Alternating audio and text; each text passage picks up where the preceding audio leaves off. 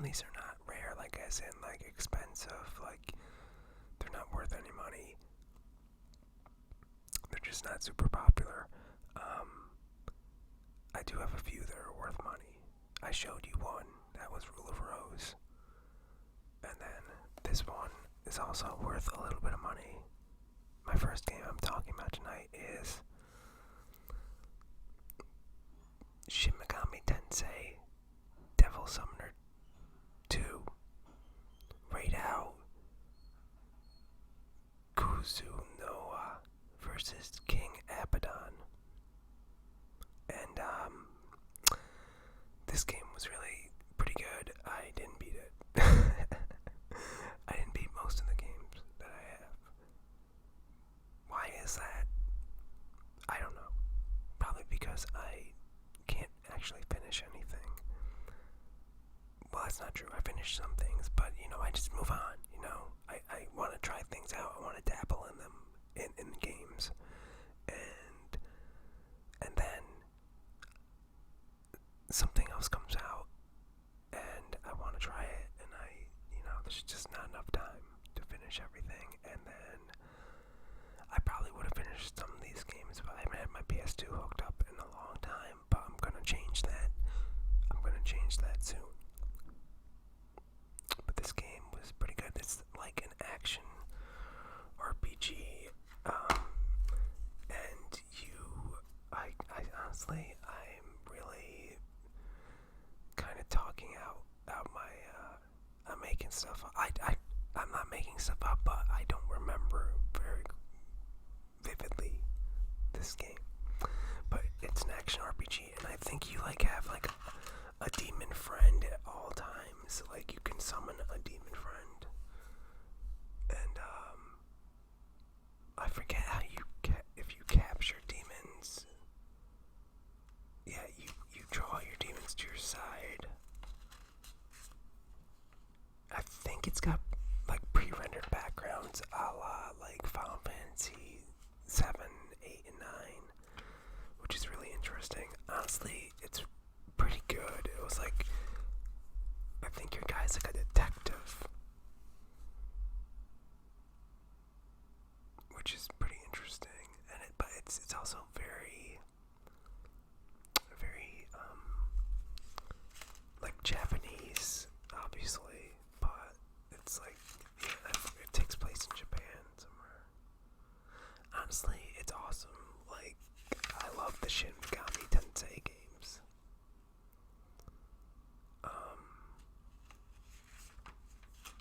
I do remember that they reused a lot of assets in it, like,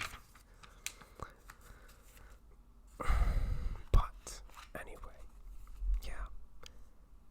So I bought this, and I don't know when I bought this. It was obviously a long time ago. 2009 was when it came out. It was probably 2009 or 2010, and I saw that they had it on the GameStop website, but I couldn't find it anywhere in the store. So I was like, where the heck? So I asked the associate, and he was like, I don't think we have that. And then he looked up and he was like, yeah, we have that. And then he's like, it was like all the way like on this top shelf, like hidden away. It was like a special edition that came with, I don't know if it came with like an art book, but it came with a Jack Frost little plushie, which I had for a long time, and it's probably like got thrown out, but yeah, so it's a rare game, and maybe one day I will beat it, but good game. I haven't played a Shin Megami Tensei game that I thought was like bad. They're all good. Anyway,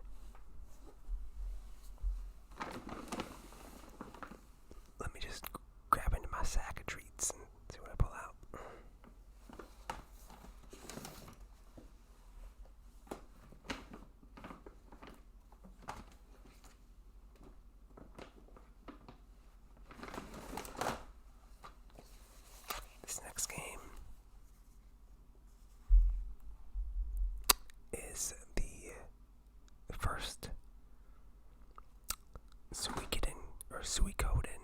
Suikoden. I call it Suikoden. Maybe it's Suikoden. I couldn't tell you. I don't speak Japanese.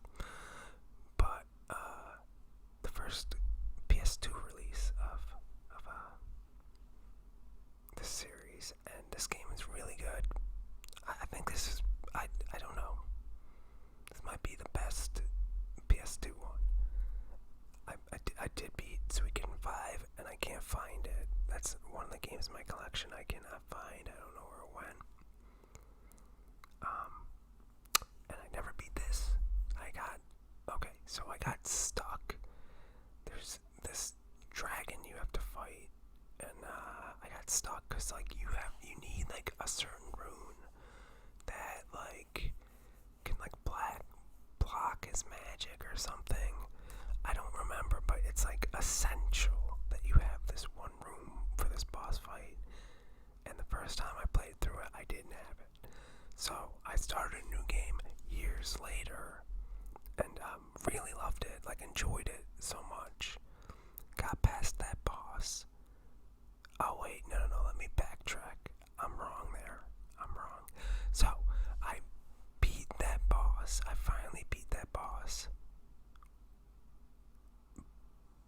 But I had no idea what was going on in the storyline, so I like lost interest. And then years later, I started it again, and I was like, I knew either that or I right away started a new game. I was like, well, now I know how to beat that boss. I'm gonna go just get right back to that point, and it was like 30 hours in. Anyway, no, I never beat this, but I put like probably 60 hours into it 2 times. Well, total 60 hours into it. And it's got a really interesting like branching storyline. I think this game's awesome. I don't know, some people don't like this one.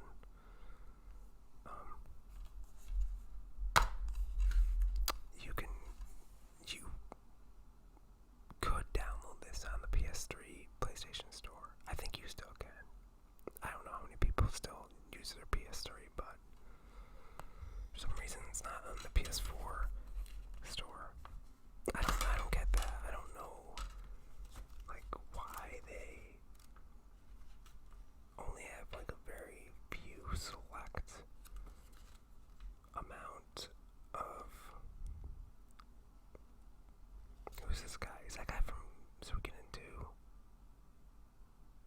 Or is that like a guy from... I don't know. But they only have a very few select amount of games for the PS2 for the PS4. I mean, this system can obviously handle PS2 games. They should port way more. I don't get it. And make them all 1080 and 60 FPS. Like, why not? You can make a lot of money. I don't know. I'm not a technical person, so I don't know how hard it is to do that, but I would do it. Well, now the PS5's out. Do it for PS5. Screw it.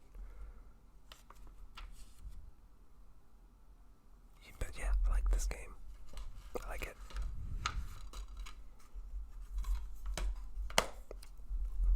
I will beat this game one day.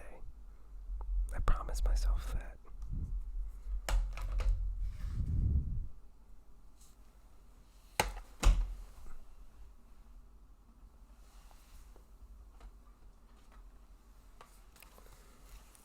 Next game is another somewhat rare game. I haven't beaten this either. And this is our Telego Melody of Metaphallica. And this is your main character. And these are your waifus. You get to choose between some waifus in this game, and you get to dive inside their brains. Okay, and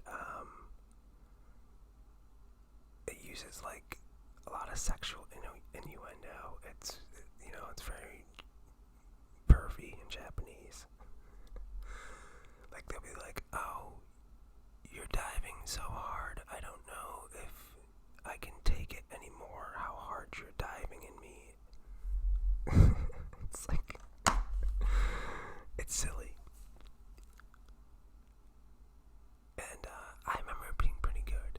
Like, the battle system is interesting. It's like, got like a rhythm almost based thing, kind of like the Mario and Luigi games.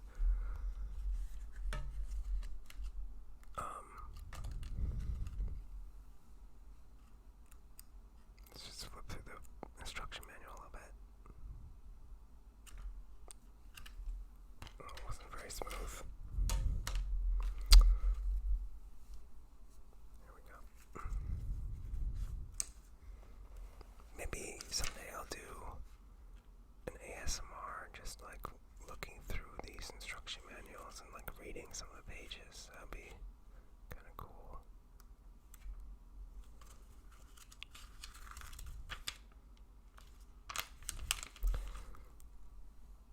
This girl's name is Luca Juliworth. That's interesting.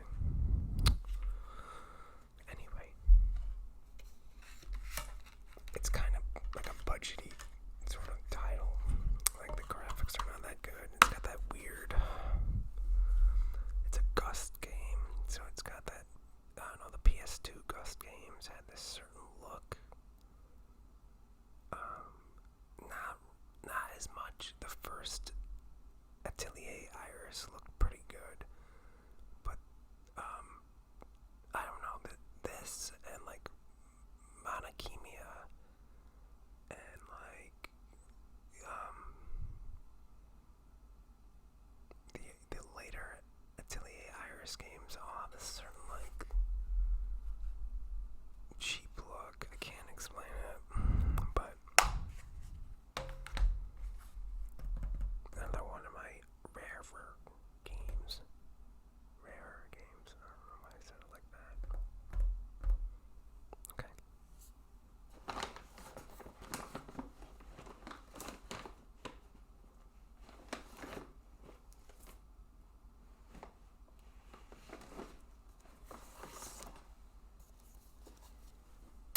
The next game I'm going to talk about is Growlancer, Heritage of War.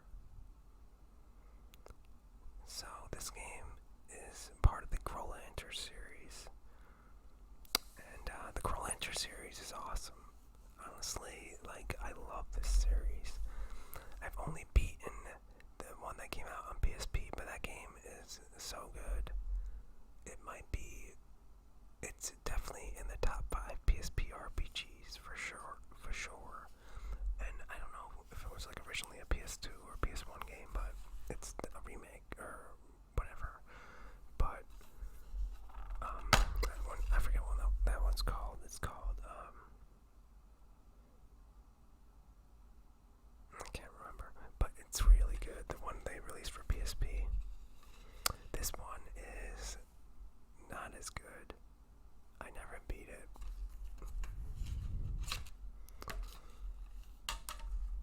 But it's still decent. I forget exactly. Like, so it's very budgety, like, and it's got these, like, it's got pre-rendered backgrounds. But I remember one thing I really thought was weird was the sense of scale was off, and this is kind of true for all the Growlancer games. Like, it's supposed to be around this whole, like, continent, like, world, but because it's pre-rendered backgrounds, like, it's like literally like 4 screens between the top of the continent and the bottom, and it's not like a representation of like a what's it called? You know how, like, in old RPGs, like, your guy will be huge, like, they'll be bigger than mountains, but it's like, because it's supposed to represent you traveling far across the land. Like, this is literally like you're walking down the road and you're going down the path and you're like there in 4 screens to like the town across the continent. So the scale is way off, and I find that that bothers me sometimes. And that was true for the PSP game. The scale was a little wacky too, but not as bad, and that had really good battles and a really interesting storyline. And I love the PSP one, but this is a decent game for sure.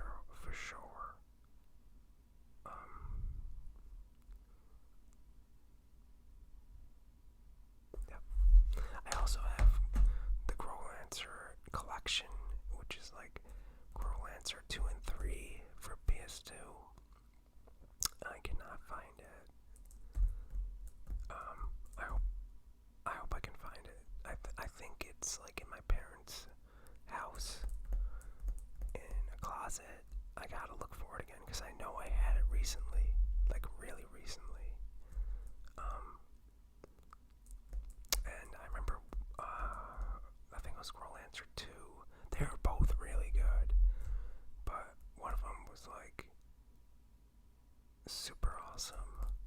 You know, I don't remember. Maybe they're both good in different ways, but I made it to the end of one of them, and my guys were like way not good enough. I don't remember why. I feel like I didn't like level up the right skills or something. But if you don't know anything about Growlancer, they're like tactical RPGs, but they're like a combination of like a real-time strategy game and an RPG. Like you sort of set your guys on a path and like to attack an enemy. It's like a real-time strategy game. So like in this game, like spells that affect speed are like super, super important. Like if you speed up all your guys, especially there's a lot of missions where you have to escape or like protect someone who's escaping. Like there's some battles that are like super hard. I'm probably thinking more of the PSP one, but that game is definitely like not for beginners or novices, but it's really awesome. I'm only gonna do one more because I'm talking so much about each one of these. So yeah, it's probably gonna take me like 3 or 4 parts. At least 4 parts to get through all my wacky PS2 games. Okay guys, so for the last game, I'm gonna talk about Wild Arms 4. And this game is part of the long-running Wild Arms series, which was one of the first RPGs for the PS1, the first Wild Arms. And I'm surprised Sony just dropped this series when it got to the PS3 because it was well supported up until then. And so, yeah, this game's interesting because it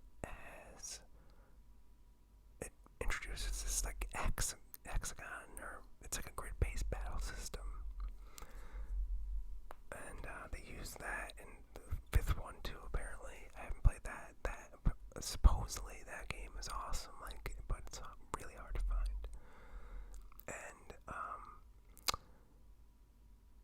they also made a remake for PS2 of the first one called Wild Arms Alter Code F, and that is also super hard to find, as far as I know, but I would love to play either of those games. Maybe someday I will. Maybe I'll go through like a PS2 kick at some point. Oh look, the Prima Strategy guy